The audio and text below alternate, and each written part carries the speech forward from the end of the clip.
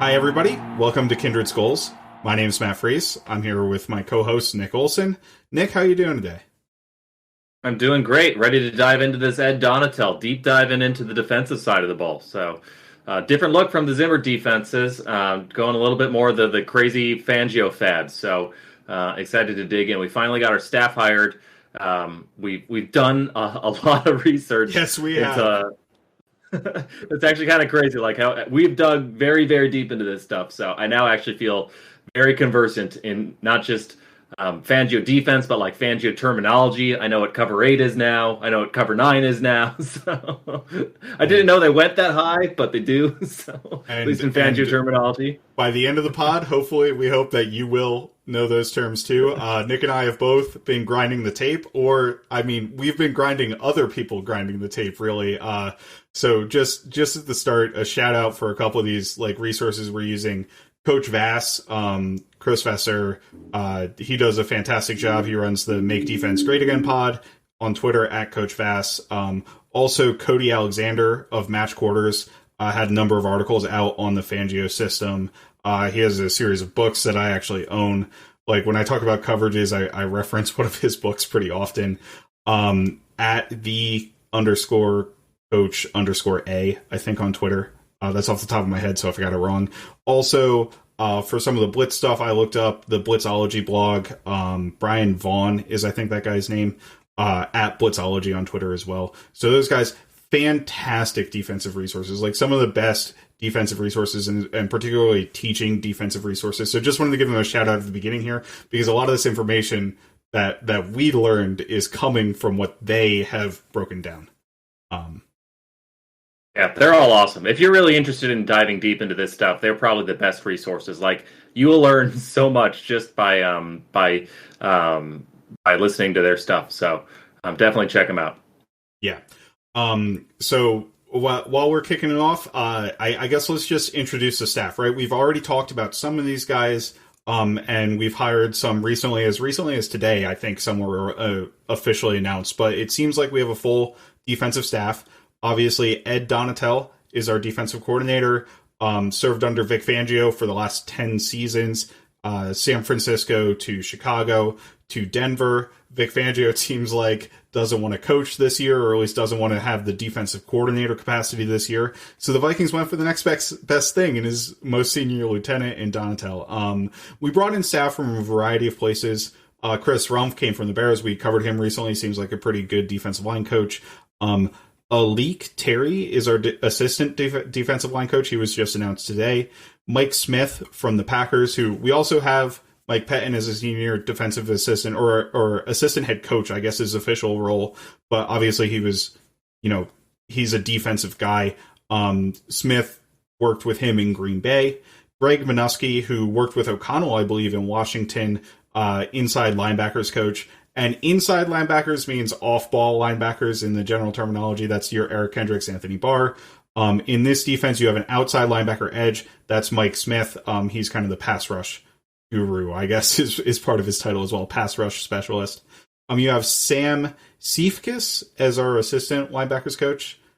And then on the defensive backside, we actually brought back Durante Jones, who was a coach in 2020. He was LSU's defensive coordinator last year, so he left to get a promotion. Obviously, LSU has the coaching change with Ed Ogeron leaving, so he was available, and it seems like we liked him enough that we brought him back from an organizational perspective. He's actually never worked with anybody from this tree before, so I find that pretty interesting, and that's pretty cool. Assistant defensive backs, Roy Anderson. And we also added, can't be the Vikings without some nepotism, I guess, Steve Donatel as quality control coach. Quality control coaches basically are errand boys for the normal coaches. So I'm not sure. Yeah, they're gophers. Yeah, it's how you cut your teeth. So it is what it is. It's the least enviable job. They're like the guys who work the longest hours, grinding the most tape for the most. It's not a net. So if you're going to have some nepotism, I can handle a little bit of that. So yeah, I think this is a good staff. I think they're overqualified. I think it's a little different from the offense in that the offense went with a lot of young, up and coming guys, whereas this is a lot of like Greg Minuski's been a defensive coordinator in the NFL several times before. Ed Donatel, 65 years old. So I look at this. Mike Pettin obviously has a lot of experience as well. So I look at this and I think these are a lot of guys with a lot of experience. I'm particularly excited about the defensive line coaches they brought in. I think Mike Smith was an outstanding hire. I was really disappointed that they weren't able to, or they decided not to bring back Andre Patterson, but Mike Smith has done just a phenomenal job with the Packers outside linebackers, the Packers pass rush the last few years. He was brought in to Green Bay in 2019, and immediately you saw Zadarius Smith go from like a solid role player in Baltimore to like an all-pro caliber player in Green Bay. He led the NFL in pressures while Mike Smith was coaching him. Preston Smith also did very well, probably not as well as Zadarius Smith did. I mean, Zadarius Smith just like went like Pro Bowl. So huge breakout season from Zadarius Smith, and then that doesn't even touch on his probably his biggest project was Rashaan Gary, who went. They drafted him, I think, in 2019 at the end of the first round. Yep. And he was kind of like a high upside. He was kind of like a Daniil Hunter type, came in very raw, but high athletic traits. And just last year, I think he was PFF's number 4 graded edge rusher. Wow. Or maybe number 5. I didn't even realize that, but he has developed into quite a good player. And it was rough at the beginning for him, but over the time he's gotten it down because he had all the athletic potential in the world, but it just wasn't there from a technique perspective, and really turned it around. Yeah, so both of these guys, and then, I mean, we know them from the division. Like, we know Chris Rumph last year with the Bears, between Akeem Hicks and all those other, like, defensive tackles that just dominate our guards and stuff. I'm really excited to see what both of those guys are going to do with our defensive line. Like I said, if you're going to lose Andre Patterson, I think, and you're trying to transition to more of a 3-4, these are two guys who set you up really well. Minuski, familiarity with O'Connell. And brings a lot of experience. Durante Jones, we know from 2020, it's hard to have a strong take about the 2020 corners because they both got the 2 starters. Mike Hughes ended up injured, and I forget who the other. It wasn't like Holton Hill supposed to be the starter there. Well, Holton Hill, yeah, and he got cut, and then Jeff Gladney's career is now over. And, we wound up throwing 2 rookies into the fire as our starters, and they did honestly not terrible considering they were corners, but Zimmer had to hide them a lot too. We ran the most covered 2 in the league, so it was Dantzler did better last year, or he did better as a rookie with Durante Jones than he did last year with Carl Scott. So that's probably a positive, I guess, but. I don't know. That was such the defense was so banged up. It's hard to feel strongly good or bad about Durante Jones. I don't know if you have any other thoughts on the staff, but I think it's a pretty good staff. No, I mean, in general, I think it's a pretty good staff. I mean, your points on Mike Smith are really good. In terms of the other guys, in terms of who they developed, obviously Chris Rumph has worked with the Bears defensive line, and they've had a number of really solid players. It always seemed like they put somebody out. We said that kind of a pod or two ago. They would always have somebody random who had a fantastic game against us, and maybe that's because our interior offensive line sucks, but at least we're getting a piece of that, right? I think we covered that pretty good. And then I guess let's roll on to the next point, which, right, is a general overview for the Vic Fangio defense, right? And Ed Donatel is obviously our defensive coordinator, but we're calling it the Vic Fangio defense, and I'm probably going to continue to refer to it as that simply because he is the mastermind. He is kind of the person who generated this. It's like calling the West Coast offense, right? And, and I have this in the positives. It's spread like a wildfire throughout the NFL, right? Brandon Staley with the Rams got a ton of credit, got hired as the head coach. The Rams kept that style of defense, even though they changed defensive coordinators with Raheem Morris, they were running very similar stuff. Staley learned it because he admired Fangio so much when he was coaching at the college level, like a D2 college team. He brought it over. He ended up working in the NFL for Fangio and then got the defensive coordinator to the head coach role. That itself has spawned Joe Barry, who's the Packers defensive coordinator, who is also in that mold. The Bears, Sean Desai, who I believe went to the Seahawks at this point, and the Seahawks are kind of looking to do more of that. So, it's kind of gotten all over the NFL, and Fangio was like a very hot defensive coordinator candidate. I think I remember when seeing that he stepped away, he had 10 offers to be a defensive coordinator somewhere. So everybody kind of wants this style of defense. And I think the big reason why is it's focused on stopping the pass game. comes with a lot of too high shells, which we're going to discuss in great detail how those too high shells don't necessarily mean a lot of cover 2 and cover 4 or all cover 2 and cover 4. But, it comes with a lot of those too high shells, and that's advantage against the pass because you have more players against the pass. Now, Denver last year was third in points against, right? So the defense was very, very solid if you're looking at points against. Another positive I have for Donatel is that he's worked in other systems. So when he came up in the NFL, his first years were with the New York Jets. That was when Pete Carroll was there, and also Monty Kiffin was there in that time frame. So Pete Carroll, obviously, we think of the Seattle cover 3. Monty Kiffin developed the Tampa 2 defense, right, which ruled the NFL for a long time. So that's like the person who ruled the NFL from like the late 90s to the 2000s in terms of defense, and the person who ruled the NFL in terms of the middle of the 2010s in terms of what defenses were prevalent there. And we seem to be kind of getting on the wave of the next one, which is the Vic Fangio defense. So it'll be interesting to see. He's also had play calling experience before, albeit it was like 15 years ago, right? So he was the defensive coordinator in Green Bay from 2000 to 2004, and then after that, Atlanta to 2007. So that's what I got on Donatel. Anything else you think is a particular strength, Nick? Yeah, I think it's particularly attractive right now because it addresses a lot of the ways that offensively the NFL is going. There's so much middle of the field open stuff. It all starts out middle of the field open, then it rotates down a lot of times to fit to what you want to do, because obviously you can't be static as a defense, otherwise offenses know how to attack you. So it does a good job kind of playing top down and allocating additional resources into coverage. I think it's also Fangio has done a great job, and Donatel as his lieutenant have done a great job generating pressure with simulated pressure, so rushing 4, but while still being able to drop 7 back, so you can force like man blocking situations, and that way you're able to generate free rushers with your games or with the way that you just dial up the blitzes.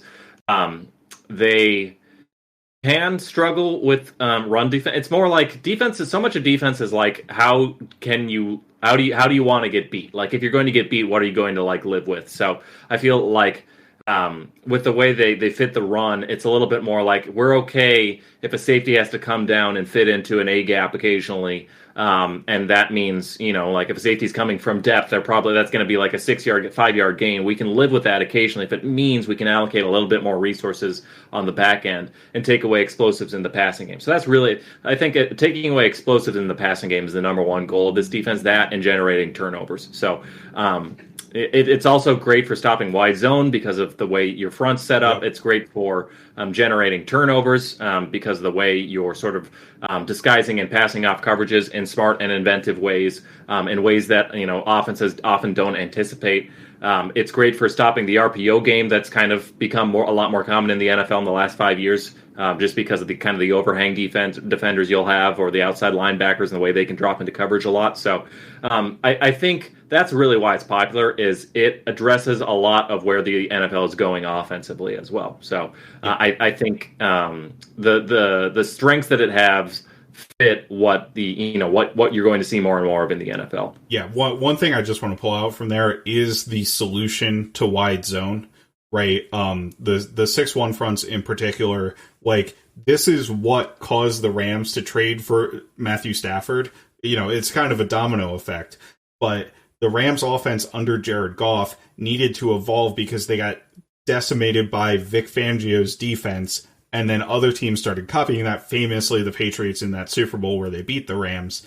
So, it forced an adjustment there. And so many teams are going to the wide zone as kind of a basis of their offense. Obviously, there are counters that more teams are developing, but it's still a great basis to have, and it's been effective. I mean, look, the Rams had the best defense, a year ago. They had one of the better defenses and it won them a Super Bowl this year. Like, this is a very similar style of defense to that. So I think, it's still clearly very effective in today's NFL. So, flipping over to kind of some of the weaknesses, you touched on run defense a little bit, right? It leaves you outmanned in the box. Like, you'll have negative box counts a lot for the offense, where you have more offensive linemen in the box than you do defenders to stop the run, or you'll at least have more gaps in the box, right? The space between offensive linemen than you do defenders. So you might be a man down and you're relying on that safety to come down from depth to make that play. That's difficult. We'll talk about that a little bit later. The defense does do a couple things to mitigate that with the techniques that they play on the defensive line and also how they use that safety that's coming down into the box. So hopefully that works out. One of the things that I mentioned earlier is that the Broncos were third in points against last year. If you look at some more advanced metrics, right? DVOA and expected points added, I believe they were 12th in EPA per play against on defense. So above average, but not great. And then they were in the 18th range, I believe, in defensive DVOA, which is, a below average showing. It's actually worse than the Vikings were this past season. They were ranked below the Vikings in terms of defensive DVOA. But, it is, and I have this as another weakness, it's actually pretty personnel dependent as well. You require a stable of corners to run it, or you require a stable of corners at least to run it like Fangio did last year. Your defensive line have to make up for a lot in run defense. The Chargers are a fantastic example of that last year, where they just could not stop the run no matter what with the style of defense that they were running, and ultimately it killed their season. Also, you need to have at least one pretty versatile safety. Thankfully, the Vikings do actually have that guy on the roster right now, who's really good at disguising, really good, really smart, and really good at doing a variety of different things. Fortunately, we have Harrison Smith for that role, but some of the other roles are kind of in question right now with the cap hits for some of the defensive linemen, and then also the fact that we have no corners on the roster. Anything else on the weaknesses, Nick?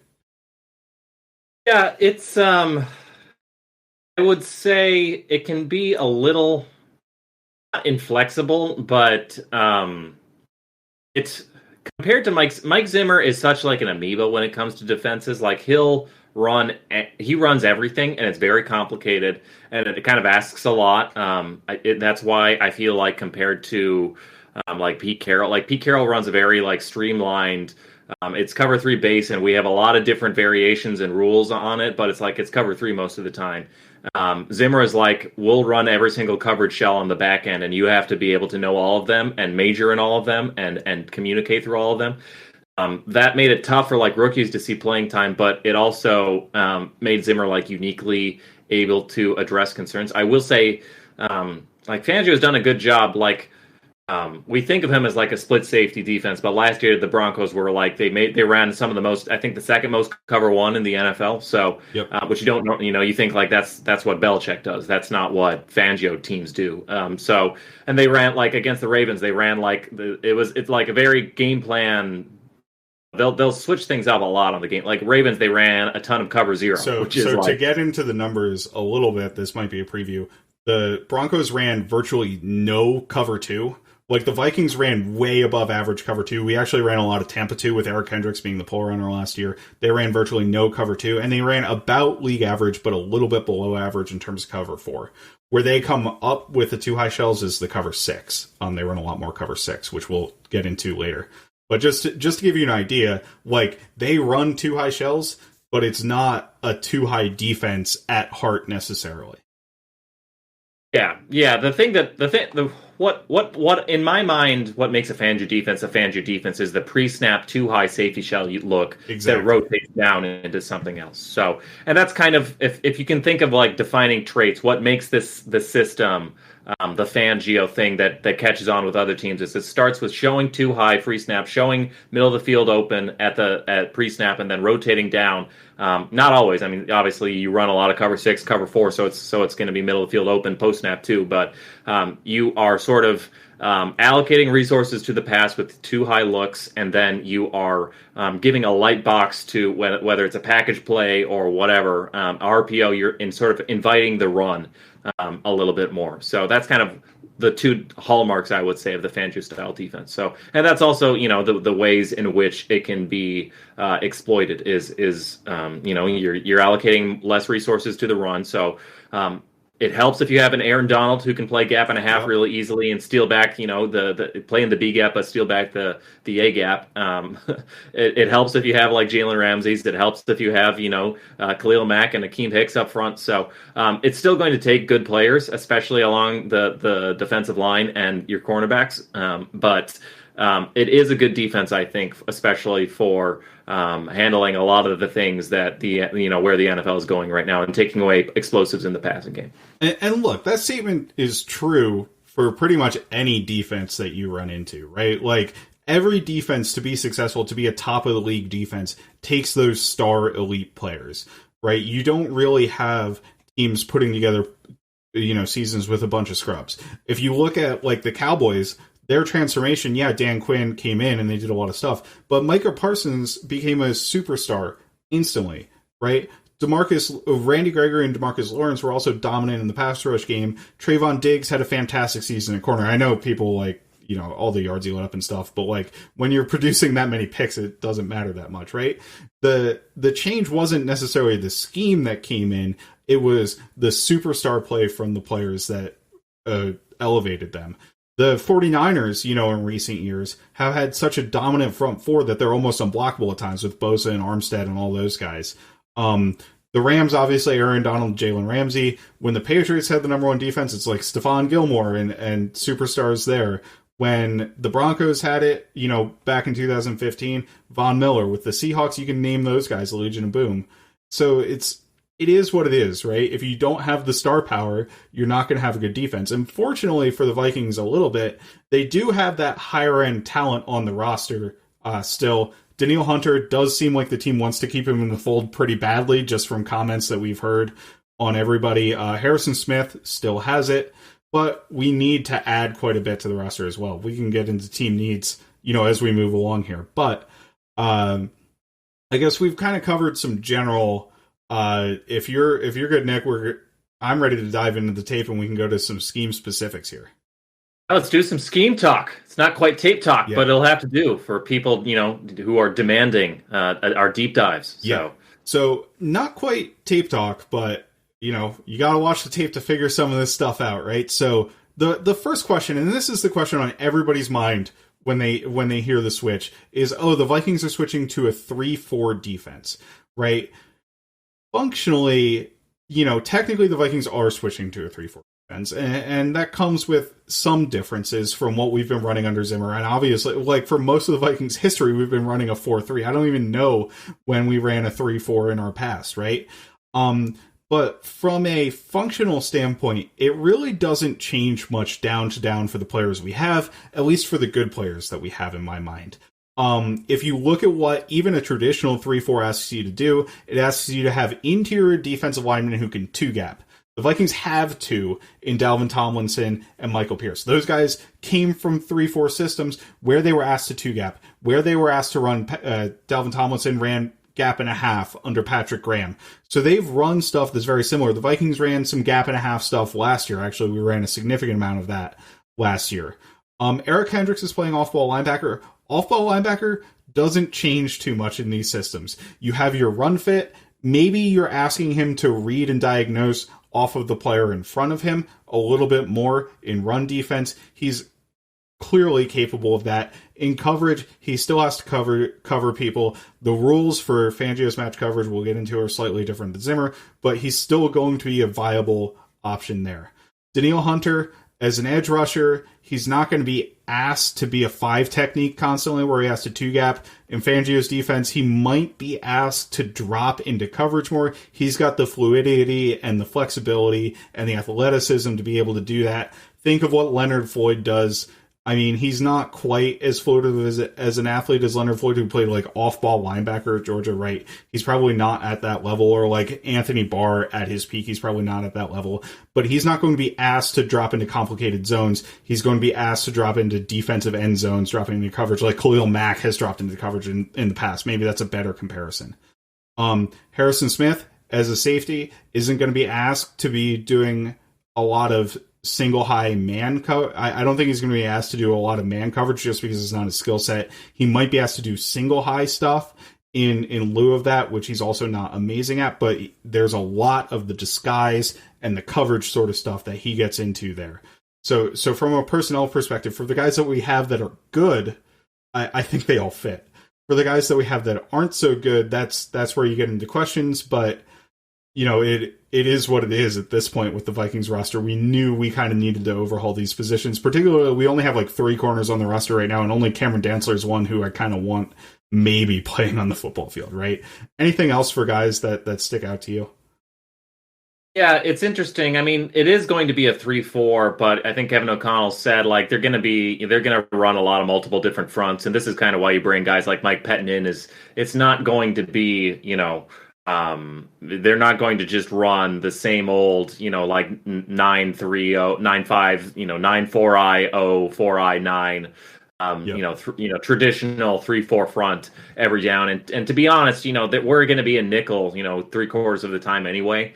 And in nickel, it looks pretty much the same. You're going to have 4 linemen, or maybe 3 down, and then 1 off-ball linebacker who's functionally your 4th pass rusher, and then 2 linebackers back there. So when you're in nickel so much, it's not that big of a difference. And even when you're not, the Vikings were already doing a lot of this stuff last year as they brought in Mike Zimmer, they brought in Michael Pierce, and they did a little bit more of the odd front stuff, some of the bear fronts last year to sort of mix things up a little bit with their fronts. So I feel like it's not going to be as drastic of a transition as you think. And I think Hunter is such a good pass rush specialist. He's kind of like he'll probably be fitting more into like a Von Miller role where he'll maybe, I think he'll line up a little bit wider where he can, just sort of explode off the line of scrimmage and use that speed and his just freakish athletic traits to win a little bit more as a pass rusher. I think of him a little bit more as like a weak side outside linebacker, just to give him the one-on-ones. But you could line him up at 5 tech if you wanted to. I mean, he's that talented.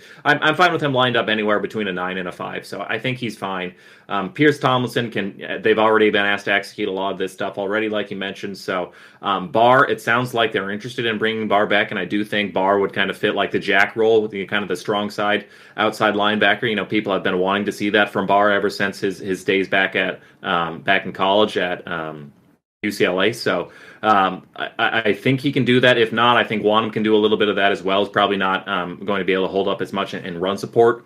And Barr's a little bit more familiar with sort of the off-ball linebacker duties. So I do think Barr would be an upgrade there. They probably need to find somebody to play opposite Dalvin Tomlinson at kind of like the 5 or the 4-I on base downs. Somebody, the ideal would be like a J.J. Watt prototype, somebody who can like rush from the inside, but also set a hard edge and has kind of, he's not 250 pounds. He's like 270, 280. So somebody, or like Calais Campbell or somebody like that. Yeah. So they need to add some guys. But yeah, and Harrison Smith, it's on third downs, he's still going to be able to threaten the line of scrimmage and do all that disguising stuff. And on base downs, it's just going to, but what we talked about, he'll be starting out disguising too high and then rotating down. And he's already really good at all that stuff. So he's not going to be asked to do things that he's bad at. He's not going to be putting man coverage on tight ends.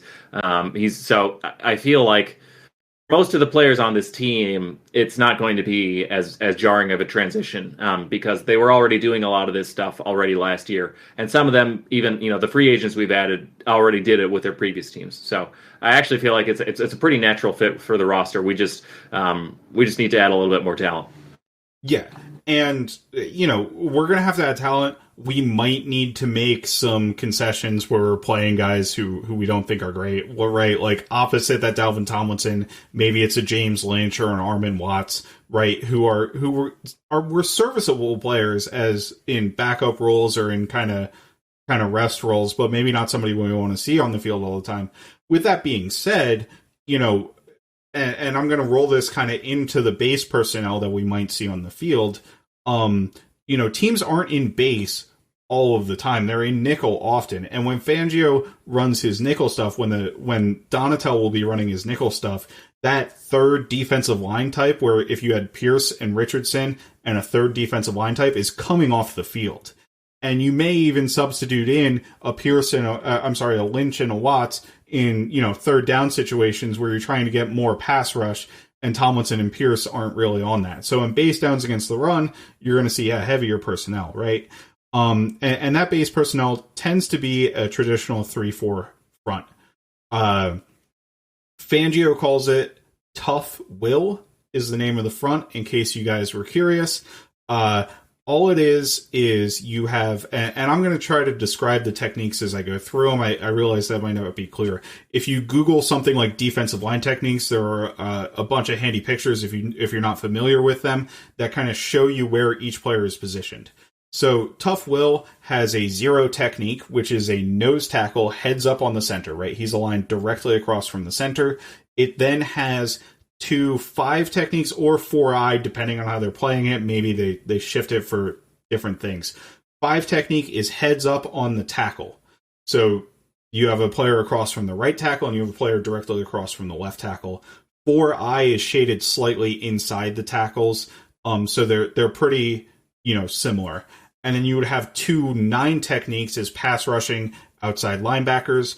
For the Broncos, that's Bradley and Chubb and Von Miller, right? For the Bears, that was Leonard Floyd and Khalil Mack, obviously. For us, that's Danielle Hunter and DJ Wanham. You mentioned Anthony Barr might, see something in that role as well. It's kind of a question mark who that second person is. As a wide 9 technique, that's far outside, but rushing the passer still. Will, I believe, means the weak side outside linebacker. Danielle Hunter, in this case, is who we want to be doing this, is the pass rusher, where the other one drops off into coverage. So we would often want to put Danielle Hunter on the will. Maybe you don't always put him there to kind of switch things up or drop him into coverage every so often, but that's kind of the thought there. So that's the only reason I put Hunter at the will is just because that's the guy who you're scheming one-on-ones for, is because they're on the weak side, so they don't have the extra. You're lining them up away from where they can get double teamed. So yeah, no, absolutely, and that's a big part of it as well. So you also have they also run a tight front. Sometimes we've talked about the tight front in the past. That's with the 0 technique and 2-4 eyes. But the difference with between the tight front and that tough will is that you only have one backer really on the line of scrimmage, and that backer is on the weak side as well. Or I guess the other difference is the backers tend to drop, right? So in a traditional tight front, you're only rushing 3 players and you don't really have an edge rusher. The Broncos will rush that edge rusher from the weak side, or the Bears did in the plays I was looking at from the weak side in some cases with this tight front, but they don't always. Another major front that they have there is called roll. That's kind of a more traditional. It's kind of a hybrid. It's more like kind of the Pete Carroll defenses a little bit. So it's got a 0 technique or a 1 technique. I mentioned what a 0 is, head up against the center. 1 technique is shaded against the center, so he's on the center's shoulder or he's pointing at the center.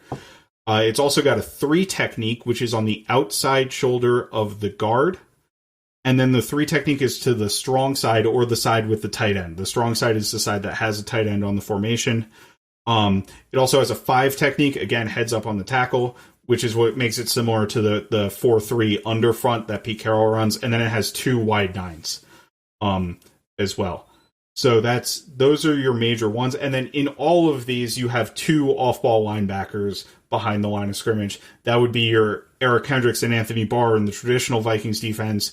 Maybe next year with Anthony Barr not on the team, it's Eric Hendricks and Chaz Surratt, or Eric Hendricks and Blake Lynch, who knows, right? Or Troy Dye or whatever, right? So those are your off-ball linebackers there. It's probably not going to be any of those 3 players I just mentioned, because besides Kendricks, obviously, because we need that pretty badly. So that is the base personnel for the Broncos, or for the Bears back when Fangio was with the Bears, is where most of these fronts are coming from that I'm looking at. They also have an even heavier package, and this is where we get into their 6-1 fronts. So their 6-1 fronts are literally 6 defensive line types. So maybe you have a bigger defensive end or a smaller defensive tackle. So you have your 2 big guys, right? Which for us would be Pearson Tomlinson. And then you have your 2 question marks for us, which maybe it's like Watson Lynch or somebody, or like a bigger defensive end that we bring in. And then you have 2 outside linebackers who are pass rushers outside of that. So it's a really heavy front. This is where they get into what's called double G. It means they have 2 players over the guards. It's also called a bear front in some cases. The way this works is they actually have two techniques, which are players who are heads up over the guard. They also may condense them down to 2 eyes, which are inside shoulder of the guard. It's a really weird terminology that they use that, right? So like one technique is like closer to the center than the guard, and a 2-eye technique is closer to the guard than the center, but they both occupy the same gap in the A gap. So it's hopefully by me saying that in words, it's not too confusing, but you never know. They also then would have 2. It sounds very minor, but the distinction matters a lot, especially when you're talking as an offensive lineman, how to block. Like blocking a 1 tech on wide zone is a lot easier than blocking a 2-eye, and the angles are a lot more difficult if you're trying to pass off guys or scoot guys or move on to the next level. So this whole the double G look is really good at stopping wide zone because it just cuts off all the angles and makes things really difficult and makes it difficult for guys to climb to the next level. So the difference between a 2-eye and a 1 technique sounds, 1, very in the weeds, and 2, like who gives a crap? They're in the A gap anyway. But like it matters actually a lot when you're talking about like actually executing a block on these defensive linemen. No, thanks for pulling that out. And yeah, it can be up to like a 2-yard difference in terms of their alignment, depending on how far the offensive linemen split are apart, right? The offensive linemen aren't crammed next to each other all the time. They are in some situations, like goal line and stuff. But if they're far apart, that's a full step over for one of the players. So it does make a difference there.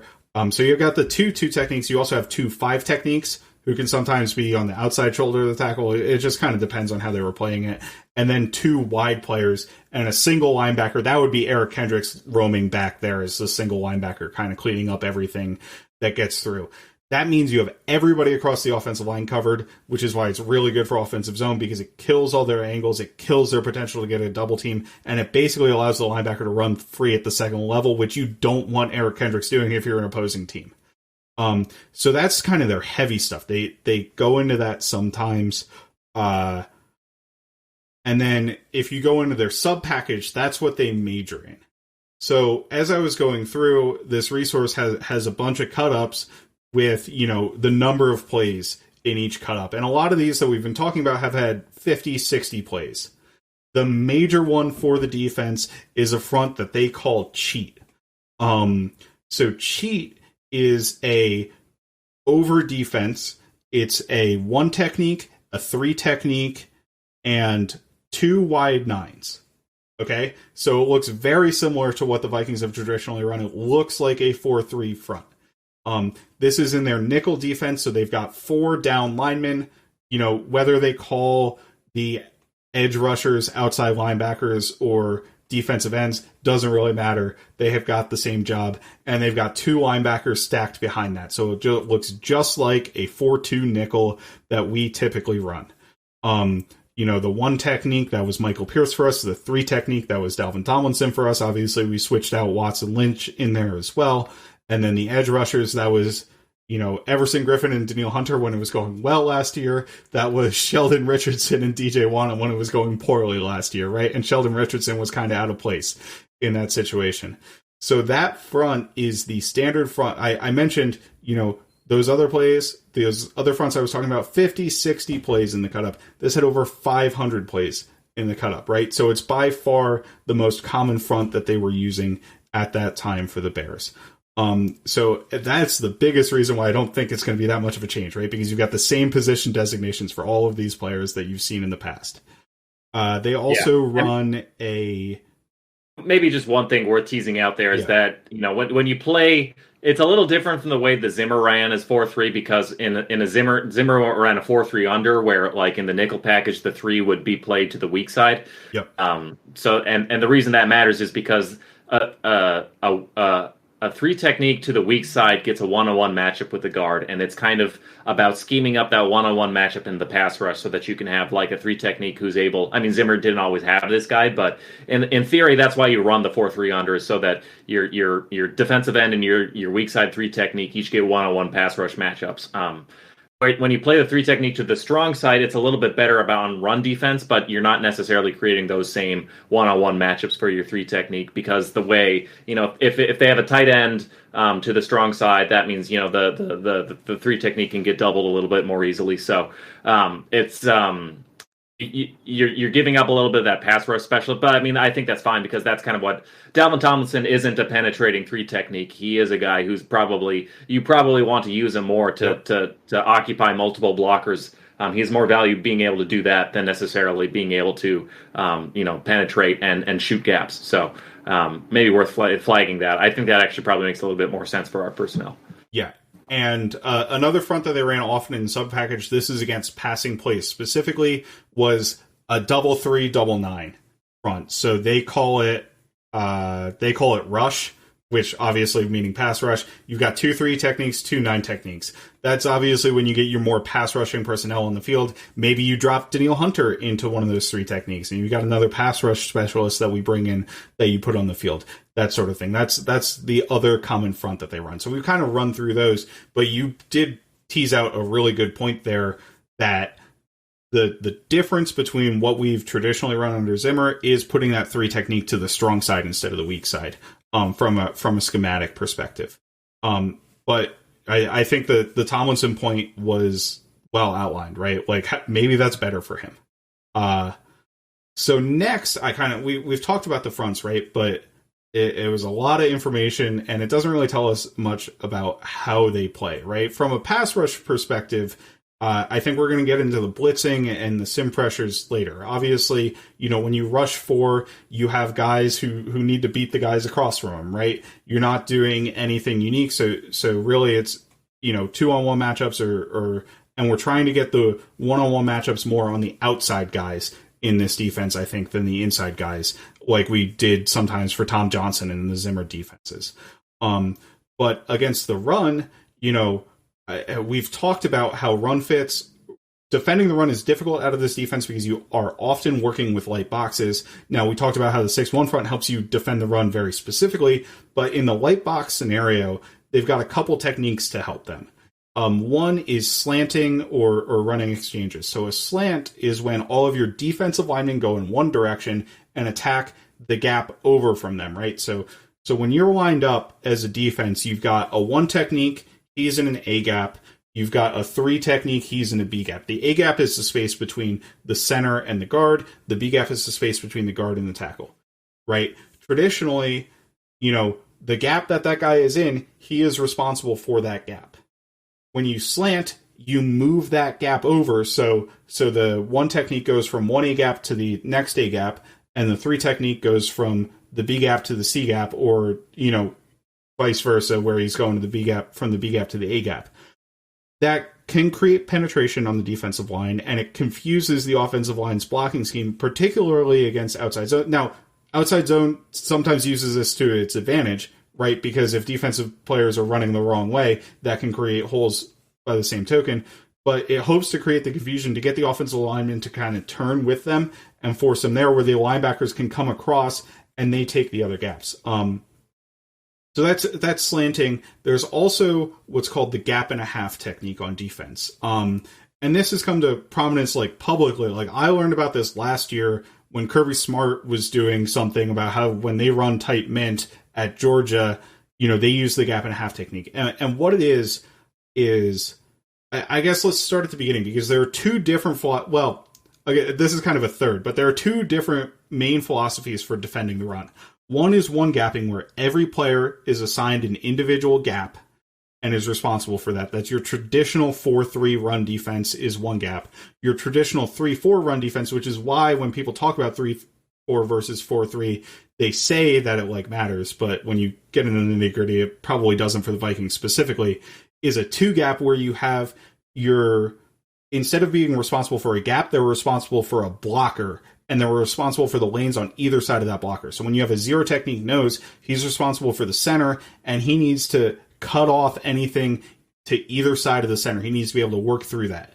You have the linebacker at the second level who's reading that and helping fill that space, but really you want to control the blocker so he doesn't open a lane on either side of you as that defensive lineman in two gap. Gap and a half, you have a primary lane and then you're watching for a secondary lane. So where you have the single gap and one gap, you have that primary lane and that's your lane, one gapping. Two gap, you're controlling a blocker. Well, gap and a half, you're kind of doing both. So you have your primary lane, and then if the running back cuts to your secondary lane, you have the responsibility to control that blocker, stack him, grab him, and shed him the other direction and get into that other lane. So the idea is to kind of muddy up the picture, particularly for the running back, right? Because you have a defensive lineman who shows color in one gap and then moves over to the other gap. And it also places a lot of responsibility on the linebackers to flow correctly and read the defensive lineman's intentions correctly to get into those gaps. So it does replace some responsibility on the linebackers. Eric Hendricks is good at that sort of stuff, so I'm not worried about that for him. Other guys, who knows? So hopefully I explained that okay. I don't know if you want to make any clarifications or see what we have with gap and a half. Yeah, I would say just in general, the Fangio run defense, we talk about how it allocates more resources to coverages, but when they want to key in on stopping the run, they're actually very, very good at doing it. And it's really just a matter of, I was watching like some run fit clinics lately, and just trying to learn more about how this all works. And I think the important thing to keep in mind here is like the technique and the front and the coverage shells kind of all fit together.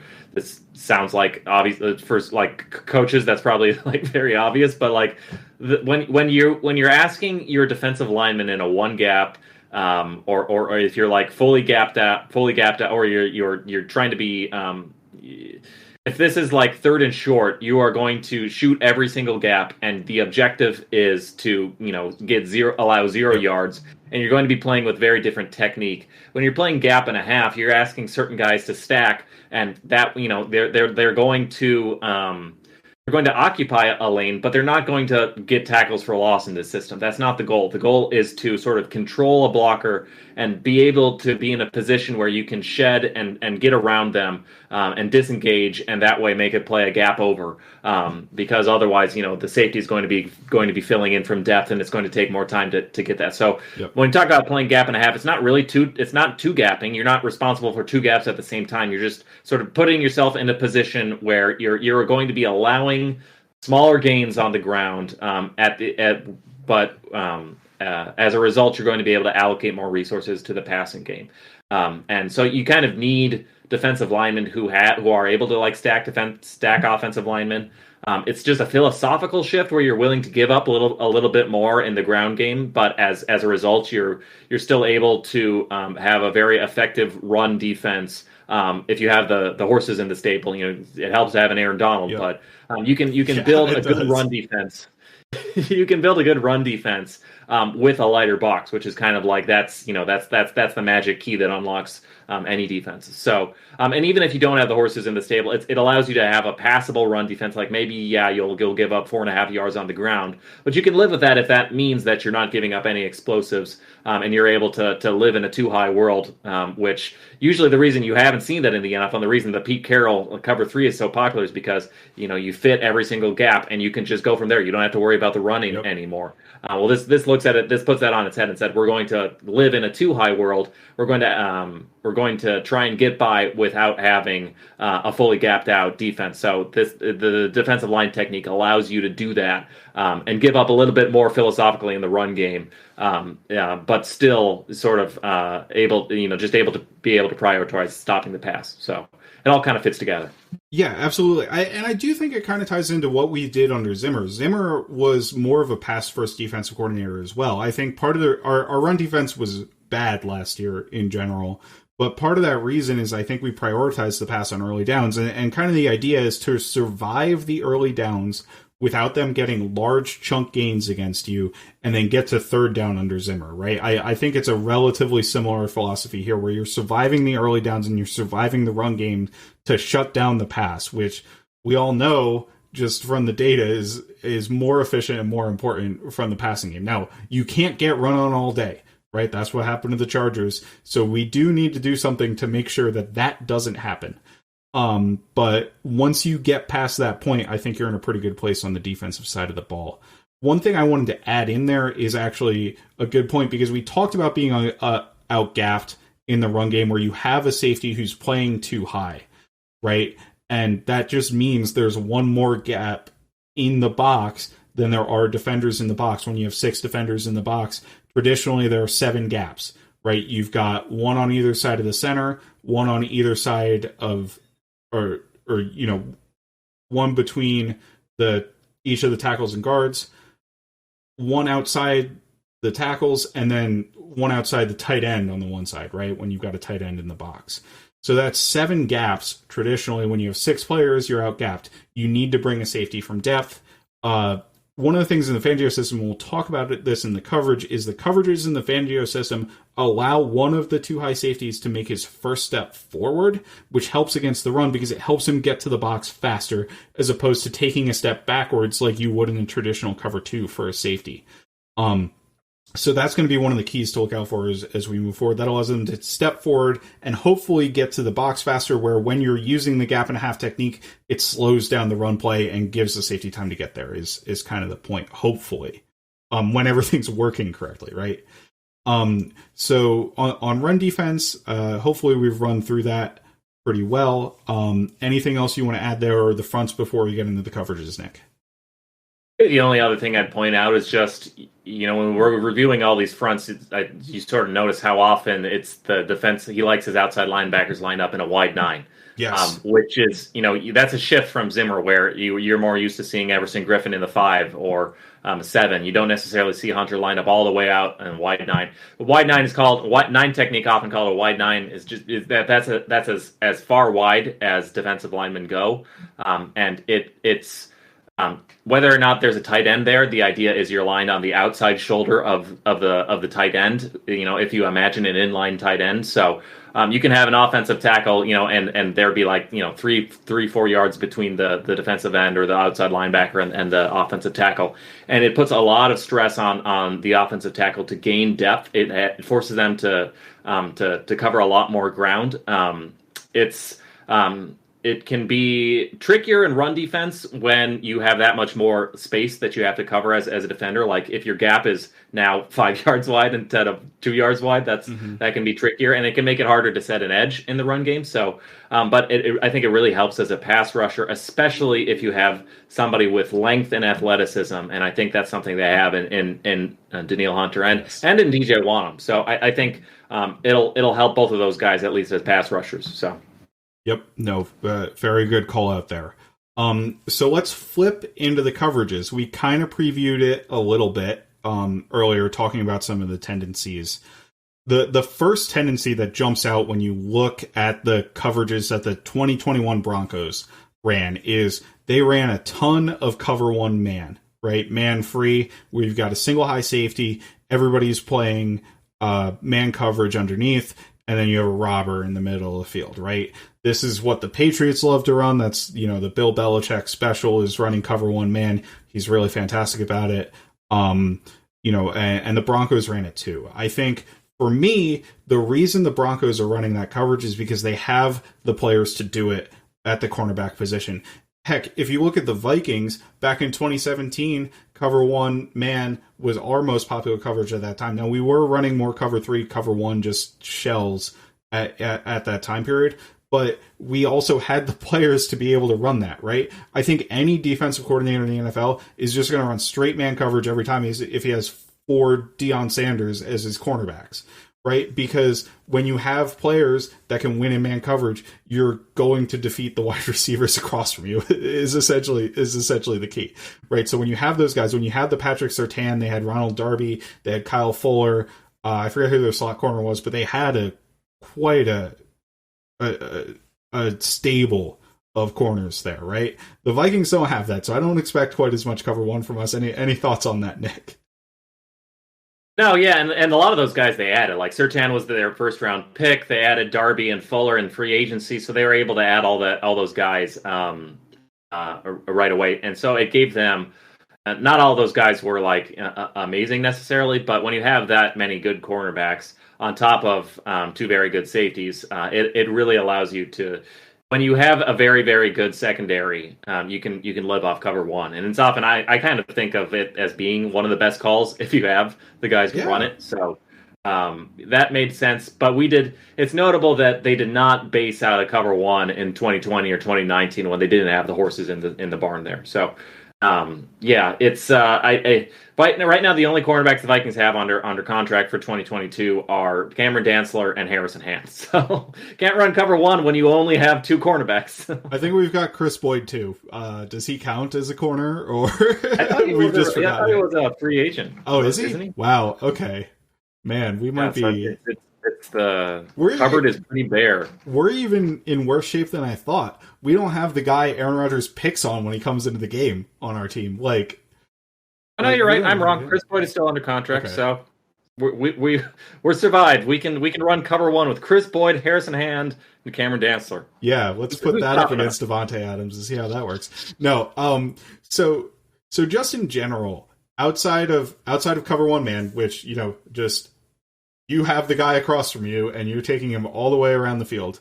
Fangio also runs match coverages or man match zone, I guess, is sometimes the way people phrase it, which is kind of a mouthful when you think about it. But, which is something we saw regularly under Mike Zimmer. There is a difference, though, because Fangio kind of has his own system of rules, and it's kind of dedicated to him for how he runs this, compared to Zimmer, who was very similar to what Nick Saban does. And Nick Saban's kind of the gold standard for man-match coverages. He talks about how he kind of developed it with the Cleveland Browns when he was there with Bill Belichick. Like, he is kind of the standard. But Fangio's has a slightly different set of rules. And we'll get into some of the specifics on the rules, but the main difference in the rules is how they ask linebackers to handle running backs. In Saban coverages, when running backs go fast to the flat, they run vertical to the flat immediately. You're asked to push that call off. Fangio asks the linebackers to take that as often as they can. And that's the main difference. It prevents some mismatches that teams can get with wide receivers on linebackers. I mean, we all remember the Anthony Barr versus Cooper Kupp nightmare game. Maybe it's preventing some of those matchups. And he does a couple of unique things to help out the linebackers and to help things, and we'll get into that as we do that. So I mentioned earlier, the Broncos don't run cover two, so that's probably something that we can kind of forget about in terms of what we might run on defense. Although, Mike Zimmer didn't like to run cover two either until he didn't have any corners, and then he ran a ton of cover two, because it turns out that when you don't have corners, you probably run cover two a lot, right? But I expect we will work diligently to get, serviceable starters at cornerback on this roster so we can run what Donatell wants to run, in that scheme, which is a lot of, what we call cover 4, cover 6, and cover 3. Those are like the Madden terms for the coverages that everybody knows. We're going to dive into it a little bit. And I guess let's start with the Fangio specialty, which he runs at a higher rate than almost anybody in the league. Actually, he does run at a higher rate than anybody in the league. Staley runs a lot of the cover 4 stuff. Fangio runs a ton of cover 6. And he's got 2 different calls for cover 6. So, actually, taking a step back before I get too far into the weeds, cover 6 generally is a 2 high coverage that's called quarter, half, or half, quarter. So, one safety has half field coverage like you do in cover 2. The other one has quarters coverage, and the corner to that side also has the deep quarter like you have in quarters. So you have essentially 3 deep players where one looks over half of the field and the other 2 look over a quarter of the field each. Now, depending on which side the half is to and which side the quarters side is to, Fangio has 2 different calls. He calls quarter, half, cover 6, and he calls half, quarter, cover 8. So let's get that out of the way. What I mean by sides is the strong side is the side where there are more wide receivers. So in traditional 11 personnel, you would have 2 receivers to one side and a tight end and a wide receiver to the other side. The strong side is the side with the 2 wide receivers in the coverage because they're more dangerous in the passing game. In 3x1, where you have 3 players to one side and 1 player on the other side, which has been very popular in the NFL, the strong side is the 3-player side. So Fangio runs a lot of cover 6. He runs cover 8 almost exclusively against 3x1. Cover 8 is where you have the half to the strong side and the quarters to the backside. The reason cover 8 is good against 3x1 is, so picture this. You have 3 wide receivers to the side. You have a corner outside. You've got a nickel. And then you've got a linebacker helping against the 3rd wide receiver. You also have a safety over top of that. So traditionally, defenses like to have 4 over 3. That's 4 players over 3.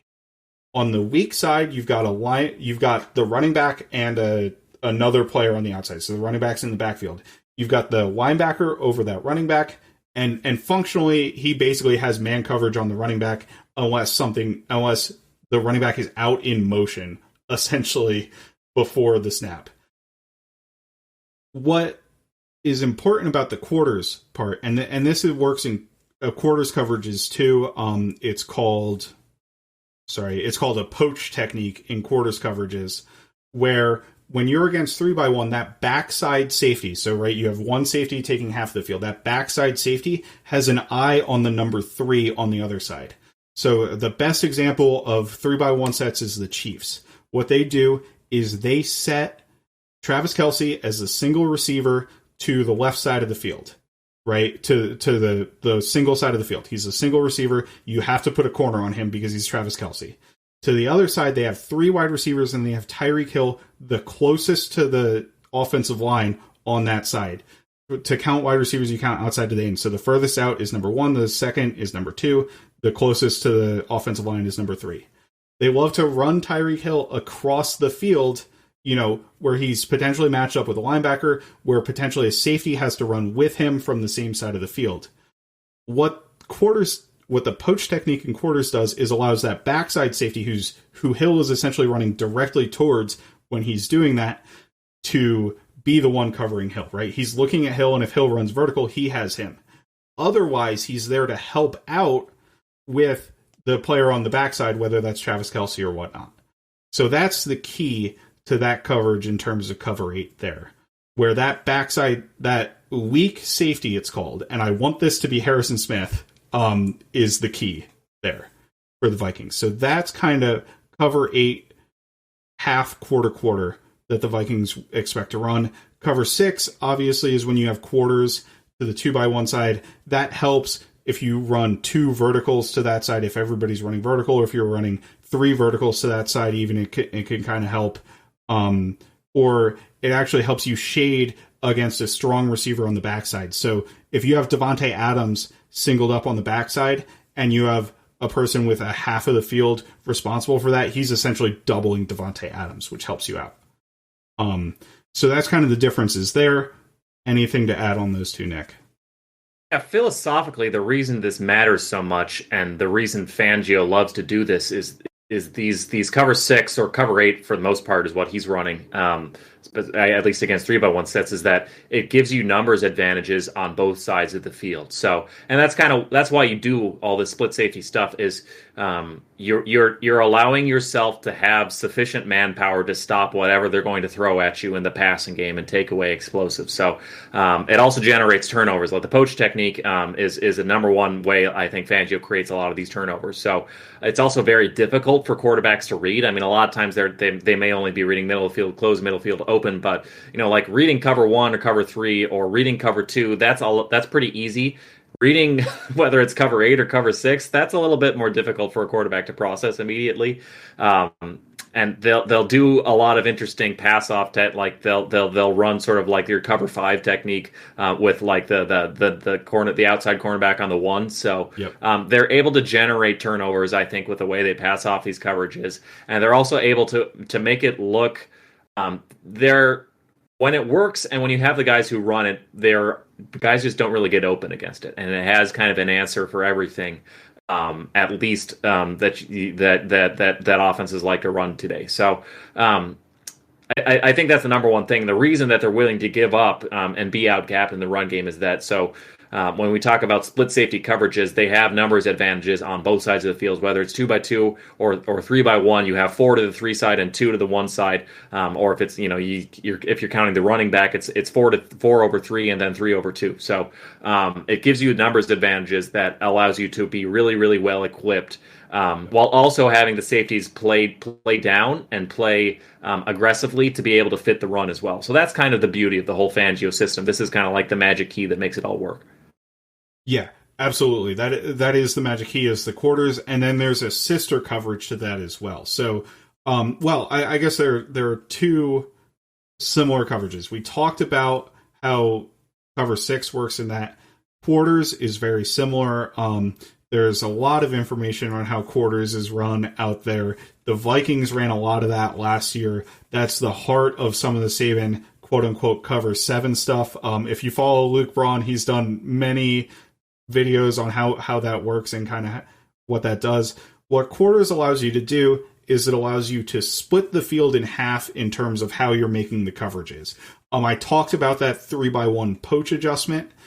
That's a specific full field coverage, but it essentially allows you to confuse the offense a little bit, because you can have, the linebacker to one side do a certain thing and the other side do another thing, and it works, right? It allows you to take a call for the strong side and a call for the weak side.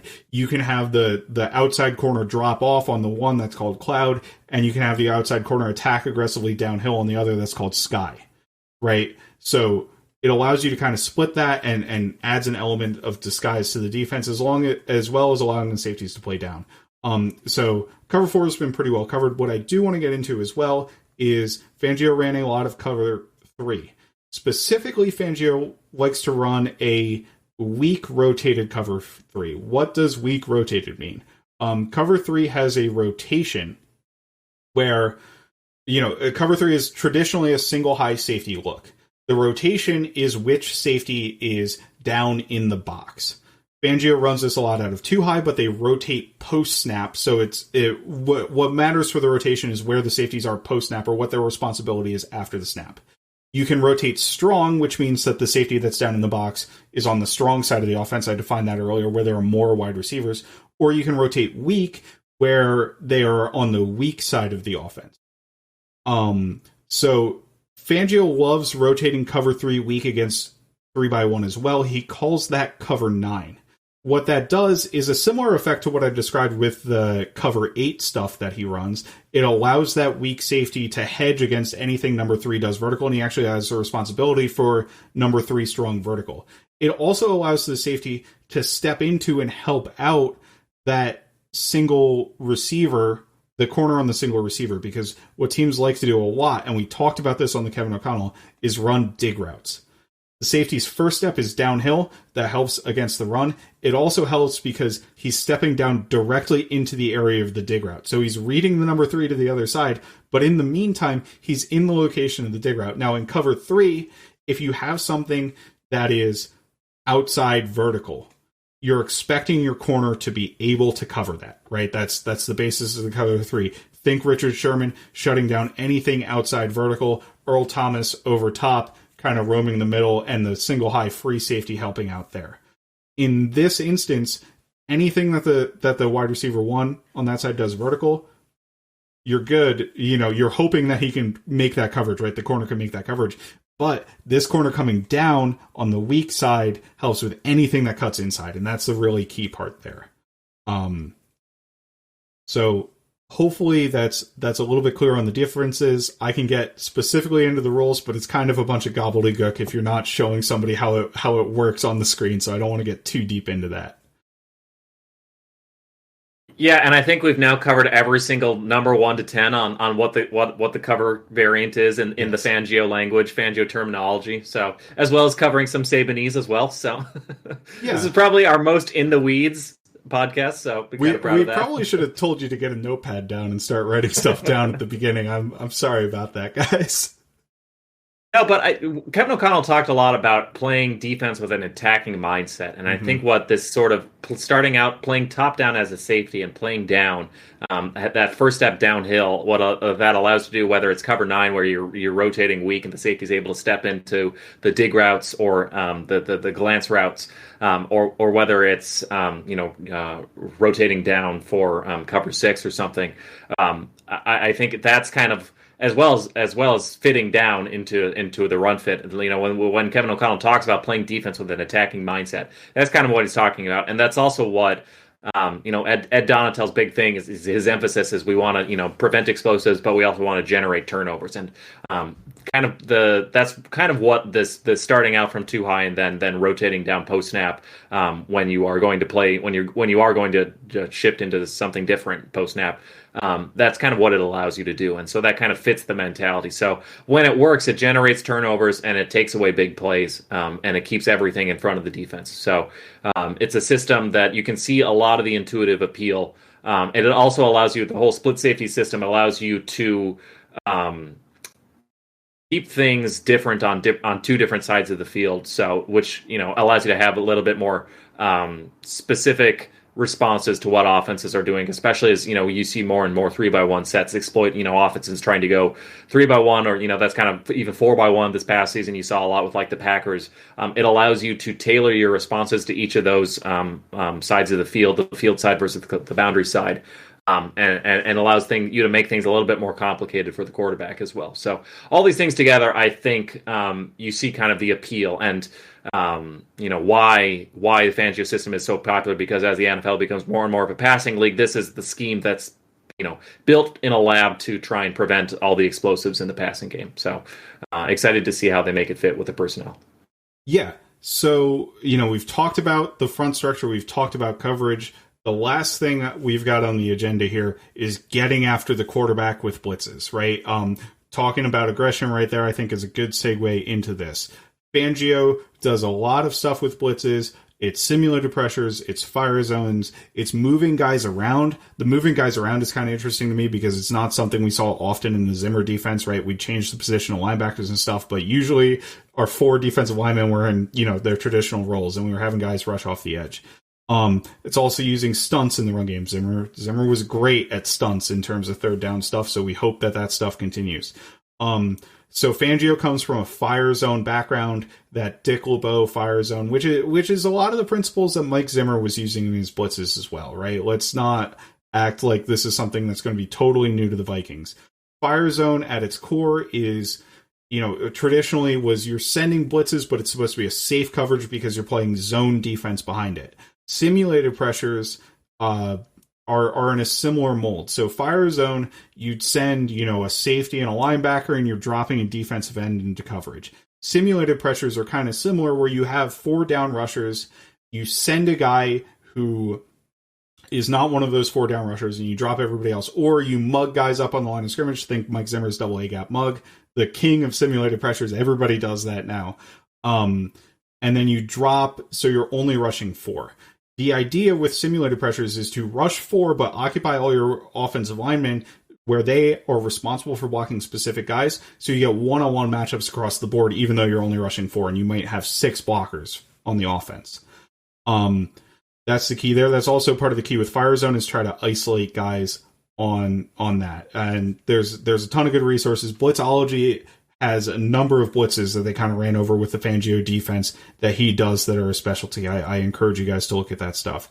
The other thing that's interesting to me is the Broncos moved Bradley Chubb, who has a pretty clear connection to Danielle Hunter in terms of their physical profile. Like they're pretty similar athletes in terms of just their size and their frame. And Danielle Hunter is actually even a way better athlete than Chubb is in terms of his athletic testing, right? He moved him around a lot as a joker / X-backer is maybe what it's called. So he's rushing from the edge. He's lined up over the center in that A-gap mug. He's doing a lot of different techniques and doing a lot of different things. I'm kind of interested to see what we can do for Daniil Hunter in that role. And something that we kind of didn't do under Zimmer, right? We'd have kind of that third down pass rush specialist, maybe Brian Robeson standing up right back in the day, but we're not moving Daniil Hunter around. We're keeping him in the same location. So I'm kind of looking forward to him moving around a little bit more. Yeah, and I think this is where Mike Pettine's going to have a lot of input as well, because he's designed some pretty crazy blitzes himself and his past stops as a defensive coordinator. I think Fangio likes to drop 7 in coverage. He doesn't like to blitz. Yep. He will blitz when the game plan calls for it. He blitzed the Ravens a ton, and he blitzed the Cowboys a decent amount. And so they're like gamed it like. That's another thing we're touching on the system is like Fangio comes up with very, very different game plans depending on the offense he's up against. So and to be fair to Zimmer, he did that too. Like this is not different. Like Zimmer blitzed more based on the people that he was seeing as well. Like it's similar in that mold. Yeah. I think Fangio maybe he might be more dependent. Yeah. Willing to lean into like if against the Cowboys, he's just like, I'm going to keep running cover 1 because it's working. I feel like Zimmer would always mix it up a little bit more. So, but that said, like Fangio is not a guy who blitzes at an above average rate, just because I feel like he likes having the numbers in the coverage and he wants guys to be able to just get home from 4. But the sim pressure, that's why he likes the sim pressure so much is, you're able to basically generate you're able to demand extra blockers and protection while still getting one-on-one. So you'll wind up, with 3 offensive linemen blocking nobody because they're expecting guys to come and they don't. So that's kind of the magic of sim pressures. It screws up your run fits, so it's a little bit better for third down situations. The same thing is true probably of the fire zones as well, because anytime you're dropping your defensive end or your outside linebacker into coverage, it's probably not the ideal use of your when you're dropping Daniil Hunter in coverage. Maybe that's getting a little too cute, but on third downs it can really open up. You can get a free rusher, a nickel can blitz home free. So he does a good job, I think, exploiting pass protection. That's kind of something Zimmer did very, very well. Is, figuring out how to screw with your opposing offensive line blocking rules. So. Fangio doesn't necessarily blitz a lot, but when he does, I think he does some very effective creative stuff. No, perfect. And I think that's a great note to end it on. We've covered a ton of ground here today, right? In terms of basically the entire Fangio defense, went into a lot of detail on a lot of different stuff. Hopefully it wasn't too much detail for some of you out there, but we'll see how it goes. I guess you'll let us know if it was or not. So, Nick, anything else before we sign off here? No, I mean, Kwesi had his combine presser today, which I thought he had a couple interesting touched on, like talking to Kirk Cousins about his contract and talked about why he really likes Ryan Grigson. I thought he had some interesting comment, like when the Browns hired Grigson, I was like, why are they doing this? Like he was aware that he had I guess not the best of reputations, but he was like, no, but then I got to know him and he's such a good evaluator, and he told me he gave me all this advice about my own as I was stepping into a leadership role with the Browns, and everything kind of came true. So I thought that was an interesting perspective, and obviously hearing that yes, Daniil Hunter is going to be a big part of this team going forward, and yes, Kirk Cousins, we're trying to just figure it all out, but so knowing that these contract negotiations are going on, I think are interesting tidbits. But that's kind of all I have just as to tack on at the end after our deep dive Donatel. So yeah, no, it's a good tag on. I think it's kind of interesting because the way, especially how he talked about Grigson, Kwesi is almost a bit of a fresh air in terms of how he's talked about some of this stuff, because he seems to show that he's grounded and he lives in the real world, right? He doesn't try to pretend that he's isolated from all of the media that gets talked about all the time, right? Which is maybe a little bit of a refreshing breath of fresh air. Obviously, he's going to talk in vague terms about Kirk Cousins and not commit either way, because committing either way, limits his ability to negotiate contracts, right? So that we're where we're at with that, but no, hearing from him as well. So I think that's all we have. Like I said, we used a ton of resources from other people who were great resources on this show.